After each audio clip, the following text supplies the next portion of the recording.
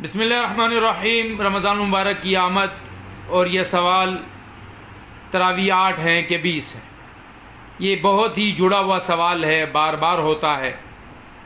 हमें हदीस ये मिलती है कि मन सामा रमज़ान ईमानन व इहतिसाबा गुफ़िर लहू मा तक़द्दम मिन ज़ंबी व मन क़ाम रमज़ान ईमानन व इहतिसाबा। क़ियाम का हुक्म है। 20 पढ़ने वाले भी बहुत सारे, 8 पढ़ने वाले भी बहुत सारे।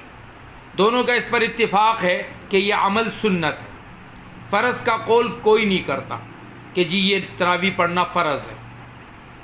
लेकिन एक बात पर दोनों का इत्तिफाक है कि आपस में लड़ना, इख्तिलाफात करना, एक दूसरे के अमाल को बर्बाद करार देना, एक दूसरे पर फतवाबाजी करना, यह हराम है।